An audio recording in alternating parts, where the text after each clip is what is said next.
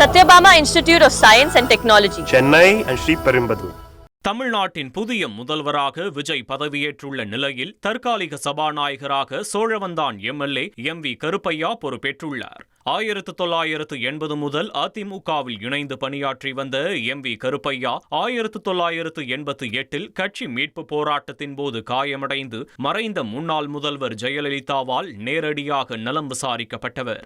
MA. அரசியல் பயின்ற இவர் கிளை செயலாளர், ஒன்றிய பொருளாளர் என படிப்படியாக வளர்ந்து 2011 சட்டமன்ற தேர்தலில் சோழவந்தான் தொகுதியில் 37,000 வாக்குகள் வித்தியாசத்தில் சட்டமன்ற உறுப்பினராக வெற்றி பெற்றார். தனது பதவிகால அலங்காநல்லூர் ஜல்லிக்கட்டு தடையை நீக்க சட்ட போராட்டம் நடத்தியது, காவிரி கூட்டு குடிநீர் திட்டம் மற்றும் சோழவந்தான் ரயில்வே மேம்பாலத்திற்காக 40 கோடி ரூபாய் பெற்றுத்தந்தது உள்ளிட்ட பல பணிகளை தொகுதி மேம்பாட்டுக்காக செய்துள்ளார். இவர் கடந்த சட்டமன்ற தேர்தலில் தவேக சார்பில் போட்டியிட்டு சோழவந்தான் தொகுதியில் எம்எல்ஏவாக வெற்றி பெற்றுள்ளார். மேலும் கடந்த 35 ஆண்டுகளுக்கு மேலாக பல்வேறு போராட்டங்களில் முன்னின்று களம் கண்ட இவர் தற்போது தற்காலிக சபாநாயகராக பொறுப்பேற்றுள்ளார்.